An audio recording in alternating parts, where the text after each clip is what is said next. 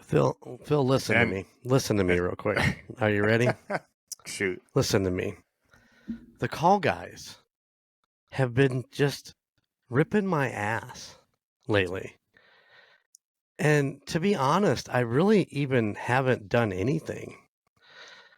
So I made a comment that, that bands don't need bass players. I mean, they're a dime a dozen. You know what I'm saying? Bass players are just jacked over guitar players who didn't know how to play guitar. So they picked up a bass because there's only 4 strings and they had to play one fucking note at a time. You're right. Yeah, listen. And then you get a bass player, most of them that I've met in my years and years and years of being a musician, they're all egotistical. They all have like big egos, like they're the best thing to ever come into the music scene. I'll never understand it. So yeah, Well, I don't need a bass player and a drummer. I can go out and do the exact same thing. And then they made a comment, God, Ed Sheeran, he plays all that stuff and all that, but that's just exactly it. He don't need a bass player and a drummer in his band. He can do it all, just like me. Juan Keel for nothing, shooting the 3-pointers and missing. What's that? Air ball? Yeah, that's right. You heard it. So yeah, you want to get after me about not needing a bass player? I just don't need the ego in my band, man. I'll just go do it all my own. Take all the credit and take all the chicks and take all the money. And so there you go. You want to know why I'm down on the low end? There you have it. That's the ego that bass players bring to the band. Yeah. I'm not going to do a 10-minute rant like the call guys did. So here, let's get this thing started.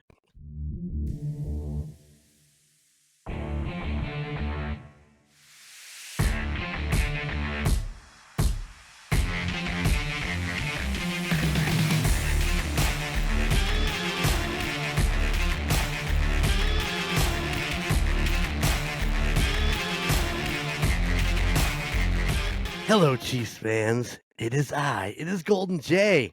And back with me this week is the Chief. I'm not really sure what happened to him last week. We had a couple great guests come on. If you missed it, Carlos and Ike, man, I appreciate those guys taking the time. If you actually watched to the end, we did lose Carlos by really no fault of his. He had a little bit of a cell phone issue because he was recording from his phone. And we kind of dropped. He didn't get everything uploaded. We tried for a couple hours after the show was over to get it booted in, and it just did not take. But man, those guys were a riot, and it was a lot of fun to have them on the show, and we'll have to do it again.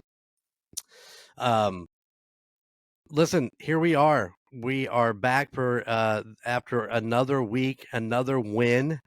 That's right. We are the Chiefs are. I shouldn't say we. I didn't really do a fucking thing, but cheer them on. The Chiefs are 6-0. I could have sworn I could have sworn I saw you sitting there ready to play. I was put me in coach, tackle. ready to play. All right, sorry there, Jeremy. What a great game. What a great game. We put the Niners down again. I do believe that makes Patrick Mahomes 5-0 against the San Francisco 49ers. But most importantly, the biggest thing that I want to point out, that with that win, that is the 300th win for Mitch Holthus. 300 wins as a Chiefs commentator.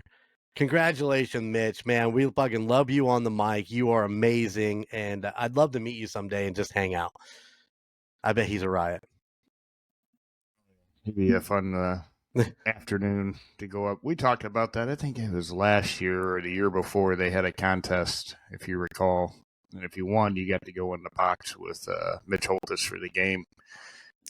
And no kidding.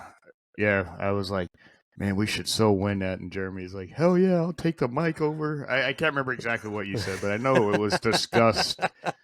And I think it was last year at some point that how exciting that would be to be in the press box with him announcing the game. And his energy is unmatched by almost anybody that I can think of off the top of my head on how he calls games and how excited and how pissed he gets. So yeah, I like it. Yeah, listen, Mitch is a class act when it comes to the Chiefs. It was really cool. Did you catch the Chiefs rewind then after the game on Sunday? I did not.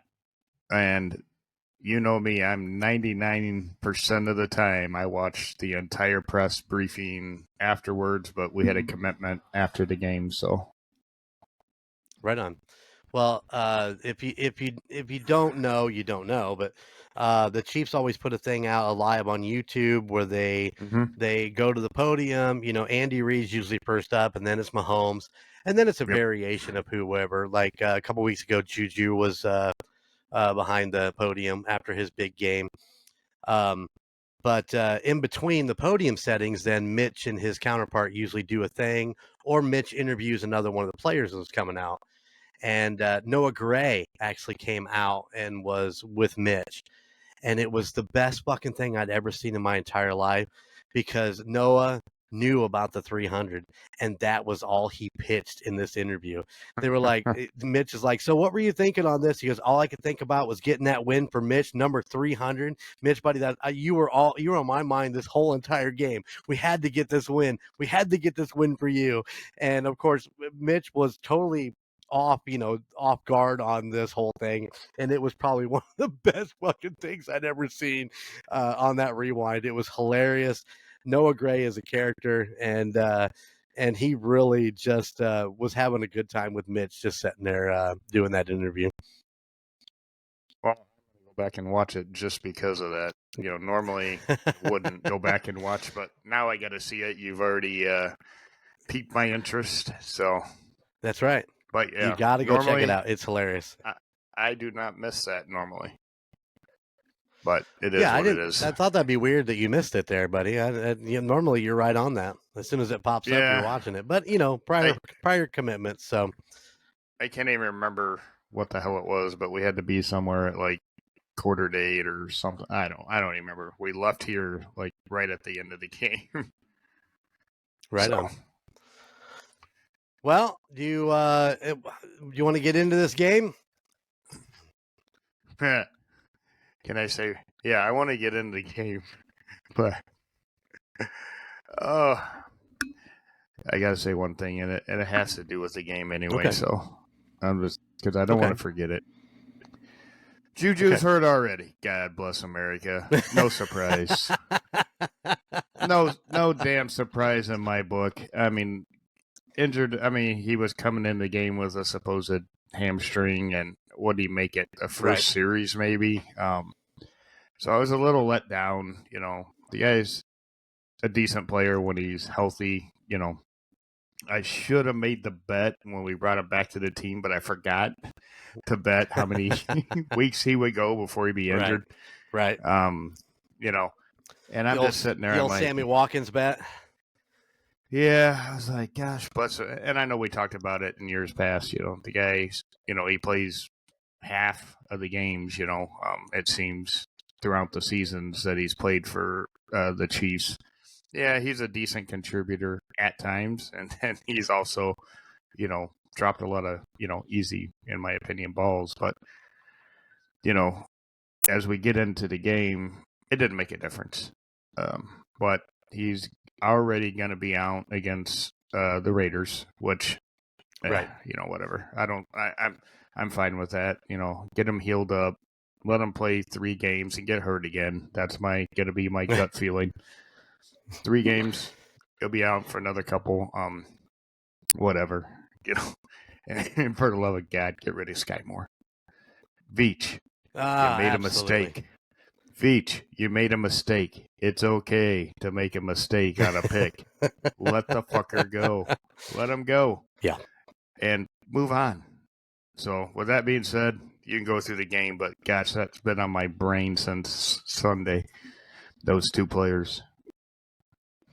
Yeah, I knew when Juju went out, I was going to hear about it from you. I'm like, yeah, he's going to let me have it. I'm a big Juju fan. I've always been when he was in Pittsburgh. There was just something about him. He's an exciting player. He can catch the ball, and that's one of the big things that that we've had trouble with. Unlike Sky Moore, and man, what a giant fucking disappointment Sky Moore has been. Period. Yeah. It breaks my heart because we picked him up early in a couple years ago in the draft. He showed promise, and then he just cannot get past these. His hands, they just don't work. Period. Yeah. But Yeah, Mahomes knows he's a this, bad player. and they're not throwing it at him. Well, the other, I have to say it because we're on the receivers and how they can catch a ball. I saw a picture on Facebook, I believe, that MVS signed with, gosh, I want to say the Saints, and the caption read below it says, I think it's the Saints. The Saints saved the Chiefs from making yet another mistake of re-signing MVS. I was like, man, whoever came up with that picture was dead on, because I guarantee you Beach was going to pick up the phone and call MVS, but he got signed, before the Chiefs could get to him. But whoever made that meme, if you ever hear this show, thank you, because you're dead on. I looked at it and I contemplated it for about 30 seconds. I was like, would it be worth bringing him back? I mean, he had some really big plays last year, but I don't know that you're going to get him for league minimum. I mean, they're going to get him for a song and a prayer. He's a body out there that can or cannot catch the ball. And we're not going to go out. We're not going to go out and get some high profile player. If we had done that, if we were going to do that, we'd have done that already. It would have been a. Let's see. We got till November 5th. 2 weeks from today is the trade deadline. Right on. So if anything's going to happen, they have exactly 2 weeks. I think it's 3:00 Eastern time, maybe, or I can't remember. But, all the talk about Hill, we're not going to pay Hill to come back to the Chiefs. As much as I would like Hill to come back to the Chiefs, it's not going to happen. I'll eat my words if it happens. I'll put it that way. I think we need somebody else. We have a couple wide receivers on, I think Ross, and I can't remember who's on our practice squad. Bring them up. Give them a chance. Let's see what they got. They can't be worse than Sky Moore, for the love of God. I mean, they can't. Period. I don't disagree with you. I do not disagree with you at all. I think there's a couple of them, and they're, besides Justin Ross, I think the other ones are kind of unknown. Let me see. Wide receivers. Let me see who they are while you're talking. I'll look it up. I think that they're going to just play a heavier set tight end. I think you're going to see 4 tight ends, and they're just going to keep playing that out because you've got Noah Gray, you've got Forson, you've got Wiley, you've got Travis Kelce. You have all these, and they're going to have to cover all those guys. And the way Noah Gray's been playing the last 2 games, he's going to have to be dealt with, and people are going to start leaving Kelce on 1-on-1 or maybe 2-on-1 and splitting off that third guy that's usually on Kelce, and which is just going to put Kelce open again. And we still got Worthy. Worthy's not a bad wide receiver. He's just young and he's still a rookie. So he just needs a little more time to, who else we got? P. Ryan coming out of the backfield. We got Hunt. Hunt out of the backfield has always been amazing. So, we have options there. But yeah, I agree with you. Let's bring them. Let's bring some of these guys out of. Oh shit! Let's not forget about Hardman. I mean, Hardman is good. He played well. Yes, Hardman is very good. Yeah. So on our practice squad, Jeremy, we have Cornell Powell, Nico, Remigo, Justin Ross, and Montreal Washington. So We have 4 Okay, so I receivers. remember Pick one. I remember Nico from last year. He played well, and then they dropped him down when kind of everybody else got healthy, and Nico did a really good job. I thought he was more of a running back though, but No, they got maybe him. I they mean, jumped him over so to wide receiver and put him. yeah, if I were gonna pick, and this is just me looking at our practice squad, it'd be Justin Ross. And the main reason Absolutely. why is his height and weight. He's 6'4", 210 pounds. You know, the other ones are under 6 feet tall. So, well, Cornell's right at 6 feet, but the others are like 5'9". So if I'm going to take some of that, I'd rather take someone that's got a little bit of jump ability, right? You know, to do a contested catch. Yeah, you know, something yes and no. to that Yes degree. and no. Listen, here's the problem. Here's the problem with him. And last season, everybody was really high on him in preseason and practice, you know, in OTAs and all that stuff. They were really hot on him, and then he got injured and he was out, you know, 6-7 games, and he got put back on there, and they kind of put him out there, and he just didn't perform in the game the same way that he was performing on the practice field. And I think that's kind of why he didn't take a lot of reps. He just wasn't getting it. I don't know what he looks like today. You know, he didn't I'm trying to remember if he played much in the preseason or not, but you know, other than that, he just hasn't really done a lot. And to bring him up, I mean, to bring him up and give him a shot, let's put him in 1 or 2 games and see what he does. If he's dropping balls and it's not working, then fucking let's drop it down. Let's bring Nico up. If you know, let's work a couple of these guys in here. Drop Sky Moore. You can open up with Rice being out and with now Juju being out. You know, you drop Juju to IR, that you can bring up 2 of those guys and drop Sky Moore back down the practice squad. He doesn't need to be on the fucking active roster because all he's doing is just lining up. They targeted him 1 fucking time in this game, and he missed it. And so he's 0 for 0 on 1 target, which means that Mahomes does not trust him. He doesn't. Right. He's not throwing it to him because he doesn't believe in him. He's got. He did have. And I know this, but he just eats away at your shorts and everything. But he did have 1 kick return for 28 yards. So, which means he caught the ball. we got lucky on that one. I got to stop using the F word when we talk about this guy, but we got lucky on that. And while you were talking, I went back and looked up some stuff on Ross. Okay. And this is on Sports Illustrated. Was surprised that Ross did not make the active roster. And after review, they said due to Juju being brought on board, and Hollywood Brown at the time of this article was only set to miss the first week. And, you know, and they mentioned Sky Moore and, you know, Michael Hardman, of course. But like you said, you know, we already got Hollywood Brown's on friggin' leave until the playoffs if he even comes back. I doubt it. Juju's out, you know, for a game or 2, most likely.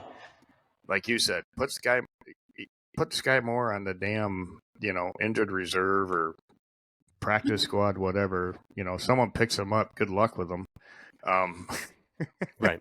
And again, Veach, it's okay to make 1 mistake, man. Let it go. Because well, and I think he's still there because he's on rookie contract. Well, you can still you can trade him, and he goes up on waiver wire, right?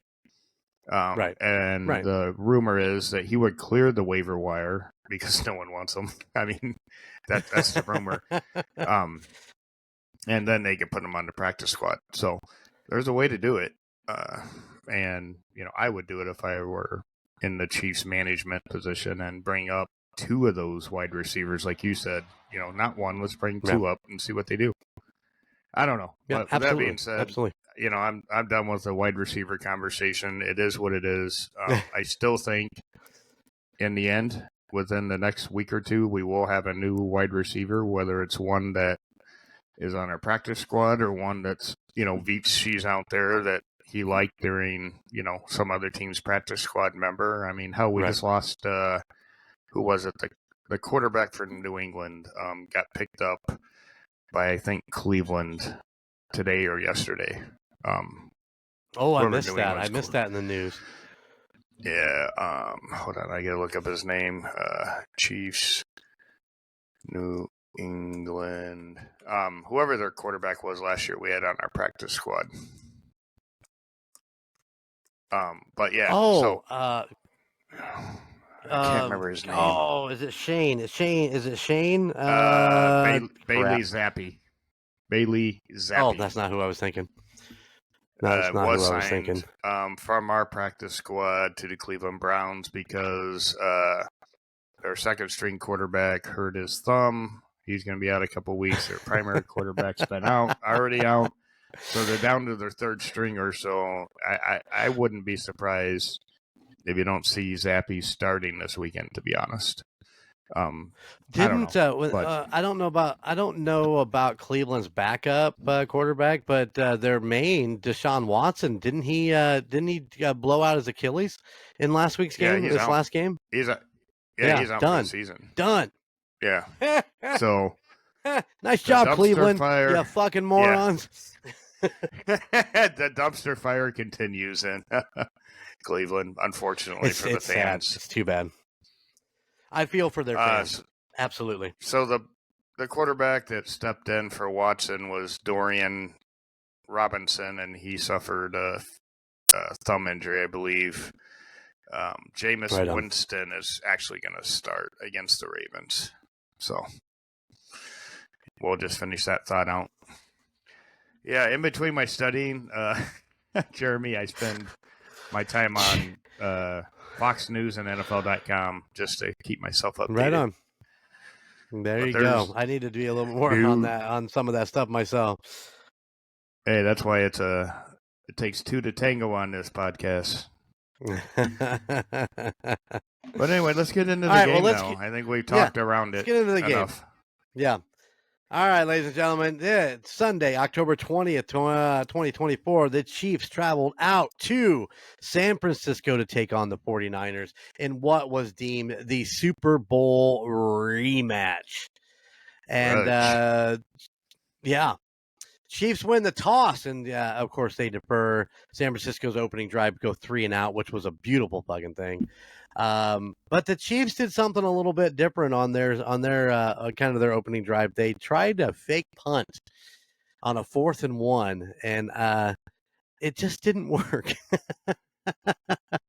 What the hell?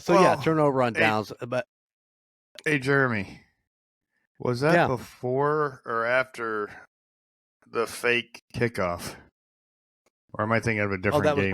That was way before. Yeah. No. We'll get to that. I got that. Okay. Because I was like, hold on. I thought we did a fake punt to be... whatever. Anyway, go ahead. Or kickoff. I thought I wrote that down. I'm kind of looking over my notes. But no. We did the fake punt on our opening drive. Of course, turnover on downs. But San Francisco, they were nice and just went ahead and threw us an interception to Justin Reed on the next play. So... that was awful nice of them. It's like, I know you guys really wanted that 4th and 1, so here you go. But Kansas City flips it around and throws an INT on a tip ball. All right, so I don't, everybody's like, well, Mahomes threw 2. Well, Brock Purdy threw 3, but Mahomes threw 2. But I don't know that this one's necessarily his fault. I think that is the luck of the draw on a tip ball like that, because the guy who tipped it was also the guy who intercepted it. So that ball went straight up and straight back down right into his arms. And it was a beautiful play by him. And I didn't write the defender's name down, and I apologize, but it was a great job by him. Getting his big paw up there and knocking it down, and then being alert to the situation, that situational football that we always talk about, being alert to what was going on, got the ball, scrambled for, 10 yards or so. I mean, he made a move on it. And so congrats for him for like his first interception ever in his career. Yep. And I wish I knew which. I wish I It knew don't which matter. He's one. not on our team. Who cares? Was that Demore? That was Demore Lenar, I do believe. Okay. Maybe not. No, that was number 2. That was Davis, number 93. I guess he only scrambled for 2 yards, but good for him anyway. But yeah, moving on. We finished. San Francisco did get the ball back on the interception and scored 3, which gave us San Francisco 3-0 lead in the game. But we finished off the end of the first quarter with 2 humongous passes to Noah Gray. And so a couple of those were just beautiful throws. So Noah Gray is definitely becoming one of Mahomes' favorite weapons, I do believe. Yeah, and We get he's into the getting second open. quarter. He is. Because we get into the second quarter, the Chiefs are still driving 70-yard drive that ends with a Kareem Hunt rushing touchdown, giving the Chiefs a 7. The Toady, giving him giving the Chiefs a 7-3 lead. But then the Niners turn around and do another 3 and out as they punt the ball away to Hardman. Hardman just killed it. What was it? A 55, I think, a 55-yard return on that punt. And we end that drive with another Kareem Hunt touchdown, 14-3. With 5 minutes and 44 seconds to go, San Francisco finally get the first down of the game. I don't know if you caught that, but yeah, they finally get their very first down in the game. But George Karlaftis comes in for a second, ends their drive, ending the half with the 49ers kicking a field goal, making it 14-6, I do believe. What are your takeaways from the first half of that there, Chief? Defensive dominance is my takeaway for the first half of the entire game. The defense was on it. I mean, they were all over the 49ers on their run game, defending the passes. I don't know if did we have 2 interceptions in the first half, or did the other 2 come in the second half? I don't recall, but they were on their game. That's what I think of. And Juju Smith went out, obviously, which, in the first quarter. Noah Gray, like you said, picked it up. We didn't miss a beat. Mahomes had a bad first half. He had a bad game statistically, right? But yeah, the first half, I think his passer rating was somewhere in the 30s, right along with Brock Purdy. I think they were almost mirrored of each other. Or someone mentioned during the game, and I wish I would have wrote it down, Jeremy, that his passing yards or something equaled his quarterback rating or something of like 42. It was some goofy stat. Brock actually ended the game. He ended the game. I don't have a first half stat, but half. He ended the game 17 for 31 for 212 yards, 3 interceptions, and 3 sacks. I think 3 sacks. Yeah. His percentage was 36.7. That's where he ended up at in the half. Yeah. So there was something that was mentioned either before or after the game. Quarterback. His passing yards at halftime matched Brock did not his yards rating. he's thrown. Yeah. Yeah. Listen, Brock is a good quarterback, and he's done very well for San Francisco. This just was not his game. This was, he just looked off. The team looked off. Debo was out. They still don't have McCaffrey. I mean, that right there, those 2 pieces right there were tremendously hurtful to them, and it just threw him off of his game. I think with Debo out, you flip it around, I think that hurt him bad. Flip it around. We didn't have Rice. We don't have Pacheco. we haven't had them in weeks. Well, So it was a evenly matched game in respect to star players. So anyone that wants to yeah, but reflect and say, I'm not sitting here I'm not gonna. Well, it's gonna sound like I am, but Mahomes is a different mindset. He understands that those are not there, and he figures out how to play without him. And I think Brock just couldn't get that in his. He just couldn't wrap his head around it. It's like my star players are gone. You got George Kittle, for Christ's sake. He had a great day. Kittle did 6 for 92 on 7 targets. I mean, Kittle is a monster. I mean, can you imagine bringing Kittle over to Kansas City? Him, Kelsey, and freaking Noah Gray? We'd be unfucking stoppable. We wouldn't need wide receivers at all. Yeah, just set them down. The 3 big guys. Worthy, Rice, take it. Yeah, take a seat. But anyway, Mahomes is a different monster when it goes up. Yeah, and them not having any running game, gave their play sheet away pretty much. I mean, we're going to try to pass, in my opinion. And our defensive line was stout in the first half. And I'll just stop there because we got to hit the second half. But to me, that was the defining, what defined the first half was the defense, not offensive play. Right. In my opinion. Oh, yeah, absolutely. All right, as we come into the third quarter after the half, that's right. Kansas City throws another interception in their opening drive as they come out. And so that makes 2 on, I think that's 2 on the, with the batted down. And then this one, San Francisco turns that into a touchdown, but missed the extra point, giving us a 14-12 score. And then let's see. What a mess. KC's 2 long passes crashed and burned. I don't know what that. I write notes while I'm playing. Sometimes I don't remember why I wrote it. San Francisco got the ball back and we're driving. If I remember correctly, we're having a good run at it, but Brock threw another INT. And then as we get into the next run, we're down there, and it's the highlight that everybody's looking at. And I've been approached about it twice today. They think people are like, this is immoral, and it's a little bit of a cheat. It is the Patrick Mahomes run for 33 yards, which went down the row. A lot of people were pissing around about, he looked like he was heading out of bounds, and the defender then, let up on him, but he juked him and then ran another, 15 yards or whatever. A lot of people were like, well, that's cheating because, you don't want your defender hitting a quarterback out of bounds. And I'm like, well, why didn't you just push him? He didn't have to hit him. Just push him out of bounds.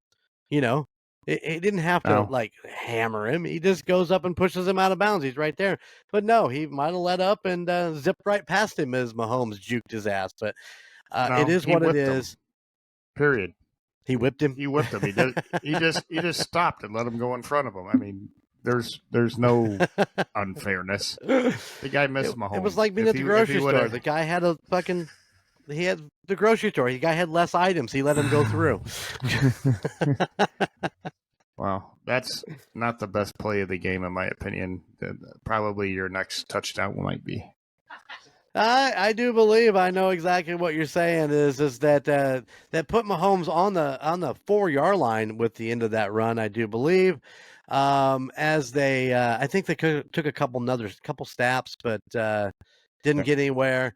Mahomes takes one back, 3-step drop, notices the middle of the field's open, heads up towards the end zone as he lays out one of San Francisco's linebackers, I believe.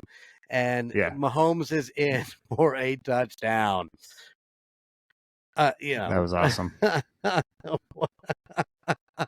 Now, I should have brought that up on all these people this side. He was cheating. That let's talk about him bowling over this the Mahomes and his dad bod dropping this guy who was built like a brick shit house, and pretty much one's on the ground, one's not. You take your pick which one's on the ground. If you've seen the play, you know. Yeah, I know that Mahomes said after the game that he's got a little weight to him. Mahomes said, and that allowed them to hit the guy. I don't think he was a linebacker. I think he was like a defensive back. Because he was a little smaller than Mahomes, but just to see a quarterback level a player, like Ben Roethlisberger, does, or Lamar Jackson, which we know Mahomes isn't either of those players. When he levels somebody, it's not expected at all. So I thought it was a badass play. Mahomes, kudos, because he just looked down at him like, how's it feeling down there, You're buddy? Good, bro. Get up. But yeah, I thought it was a great play. And I watched the replay. I don't know how many times, I've seen it on, the TikTok or Reels. Oh God, I mean, it's popping up everywhere. Yeah.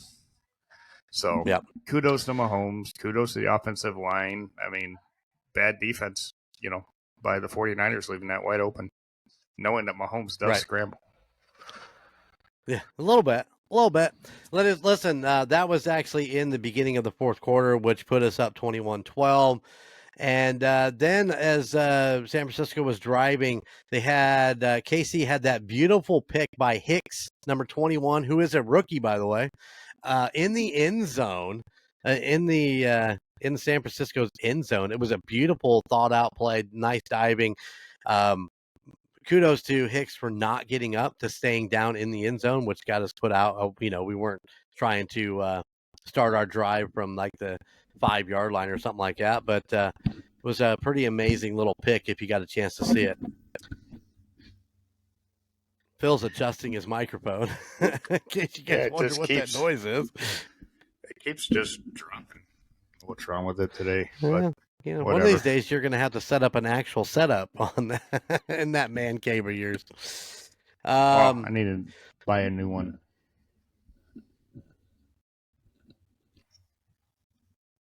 There we go. I think I fixed it. All right. So on this, after that, the KC just drives. They just run. They're not throwing that ball. They're just running it. However, it does end up. It finishes with an end around to Hardman for a touchdown, putting Kansas City up 28-12 with 3:09 to go. Of course, 1:08 to go. Touchdown for San Francisco. Sorry, I'm reading my notes. They went ahead and tried for the 2-point. They missed it, leaving 28-18. Kansas City in the lead. Like I said, with about 1:08 to go. The Chiefs kneel it out. They get the ball back. They try. That's where your onside kick comes in right there.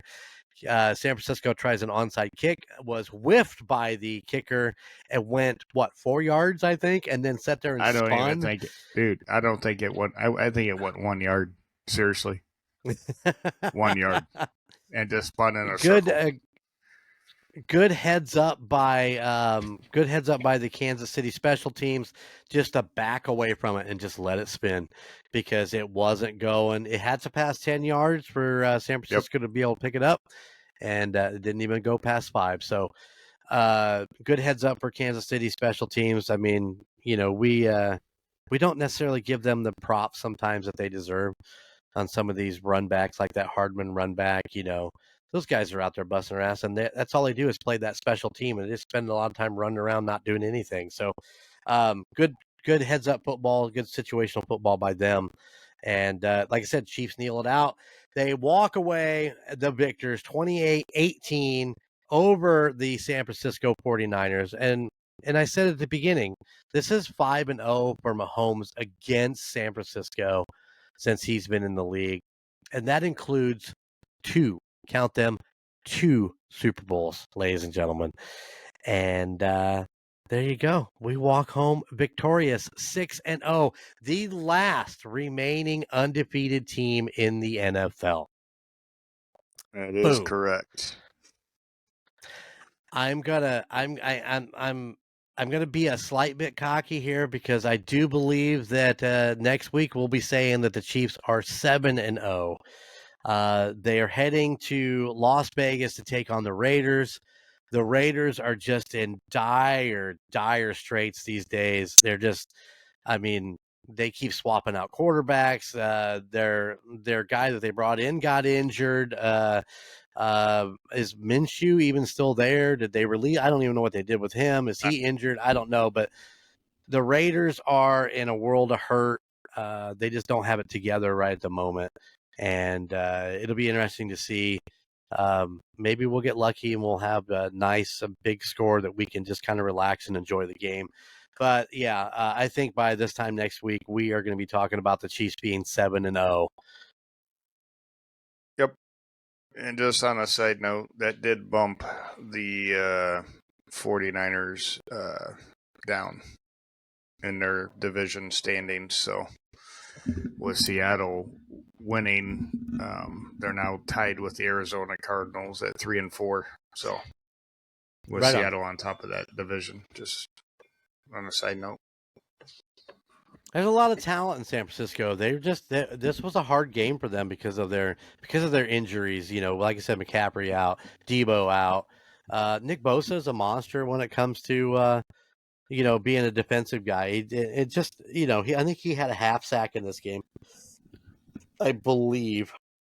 But they end up with 2 altogether. But yeah, I think Nick Bosa had a half. Collins had a half. Flipping on the other side, Kansas City only had 1 sack, and of course that was George Karlaftis. Furious George there, baby. But Trent McDuffie with an amazing highlight of getting up in there and knocking that ball out. I can't remember on which receiver that was. Ayuk, maybe. I believe it was Ayuk, and they lost Ayuk in this whole thing. I mean, he messed up his knee or leg. So, yeah. What a great game! Ankle, what a great game for Chiefs fans. Yeah, what a great game for Chiefs fans. I mean, nailed it. Go. So I want to add one last thing to the Chiefs win here. It extends his Andy Reid after a bye. He's almost unstoppable. Was it 20? He can't stop. Yeah, what is it? 25-4, I think. Yeah, it's something to that effect. It's some crazy stat that after a bye, Andy Reid's typically not stoppable. So, and it just adds to it, and wanted to give him credit for that. Absolutely. All right, Phil, you ready for Where Are They Now? Ah, sheesh. Go ahead. All right. Born November 25th, 1964, this American football player who was a defensive tackle in the National Football League played his college at Arizona State Sun Devils. He attended high school at Sweetwater High and attended college at Arizona State University. He played nose tackle, defensive tackle, and defensive end throughout his college and pro career. He was selected by the Detroit Lions in the 7th round, 175 overall of the 1987 NFL draft. He played with the Detroit Lions 87 and 88. He then played for Kansas City in 89 through 96, and finally Seattle 97 through 98. He played in the Pro Bowl in 95.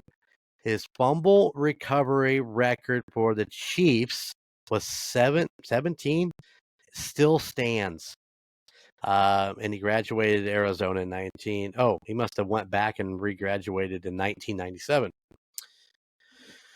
Life after the NFL.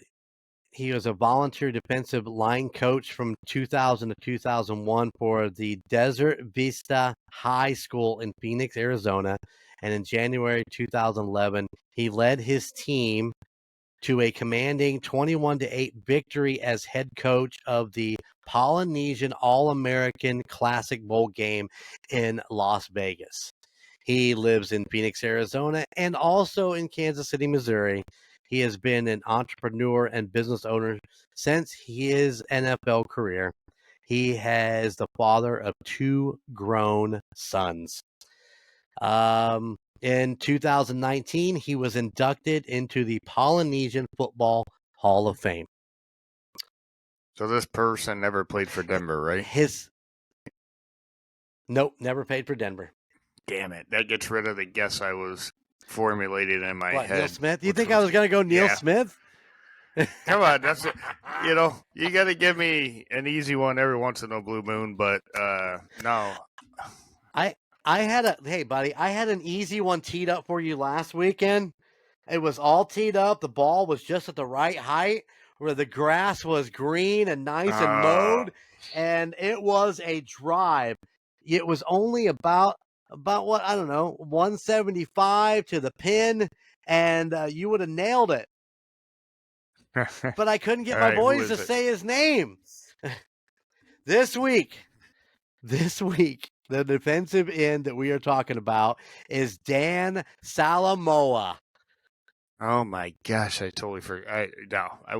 I remember the name now, obviously, but Yep. I wouldn't have got that one. I wouldn't have got that one at all. No, I know. At first, Did you go back and listen to last week's episode? Not yet.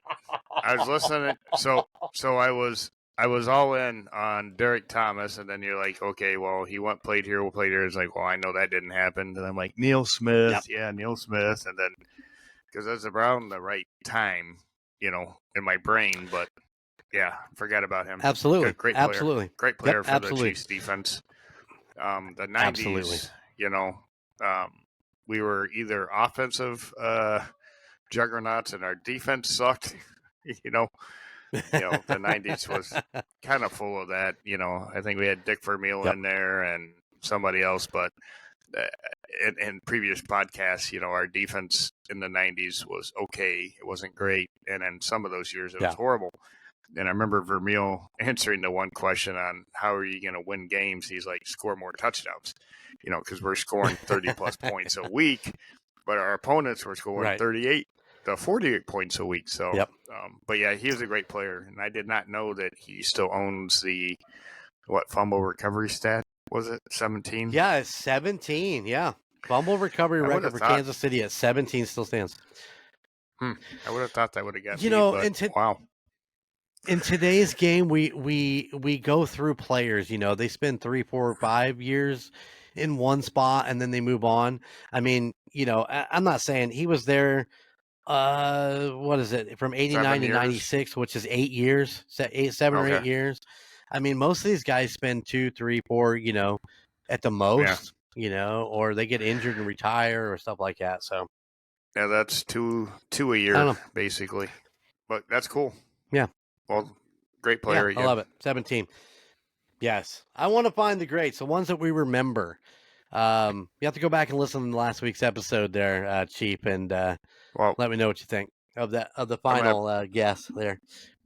I'm going to have plenty of free time starting Friday, I hope. So I've literally been studying every single day, all day, because, my tests I want to take. So right on.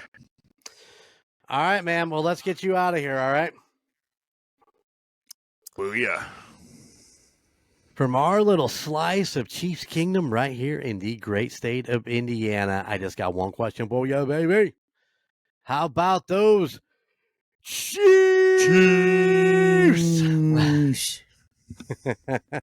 Later. 6-0, bitches. Thank you for listening to the Indiana Chiefs Fans Podcast. You can find us wherever you get your podcasts, whether that be Spotify, Apple Podcasts, or Podbean, any of your favorite podcast sites. Be sure to watch us on YouTube. Just search for the Indiana Chiefs Fans Podcast. Also, check us out on Facebook for any updates on the Chiefs and all of our weekly posts. You can find us at facebook.com/INChiefsFansPod. Finally, go check out our Golden Mojo Entertainment website at goldenmojoent.com. You can find information about your 3 favorite hosts and all the other podcasts in the Golden Mojo Entertainment family. Those podcasts include The Call Guys, Golden Image Podcast, The United States of Paranormal, The Golden 80s Podcast, The Murdnerds, and A Court of Books and Booze. Thank you for tuning in, and how about those Chiefs?